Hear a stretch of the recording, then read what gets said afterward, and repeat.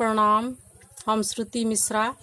आइ हम अहाँ सबके एकटा बेटी कुमार सुनबै छी। कुमार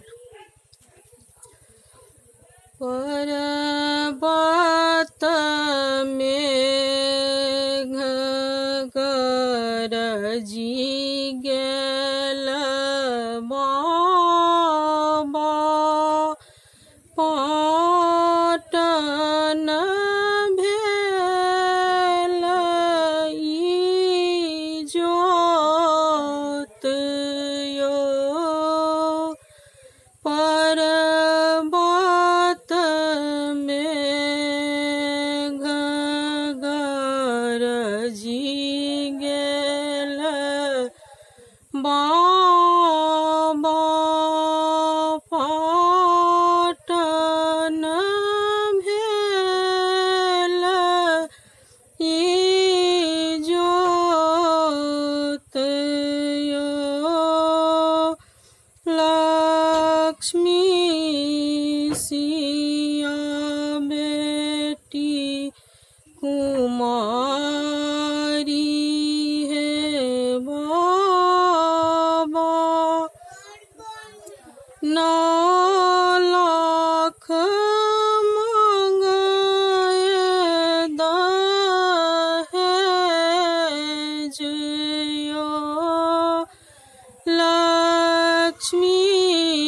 सिया बेटी कुमारी यो बाबा 9 लाख मंगाए दहेज यो 9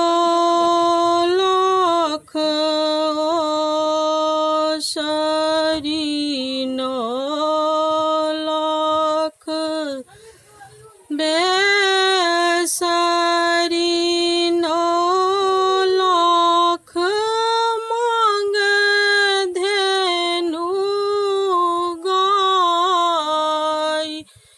यो 9 लाख शरी 9 लाख बेसरी 9 लाख मांगे धेनु गाय यो कमल हसैया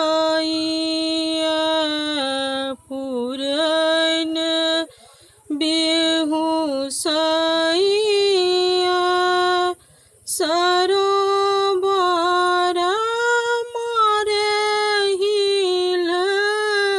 कोर यो ई सरोवर बेटी तोही नहीं देबो गाय पियता जुरी पानियो सरोवर पैसी नहायब बाबा वीर सुखायब नानी केस यो बाट बटोही पूछत बाबा जानत बाबा केर नाम यो बाट बटोही पूछत बाबा जानत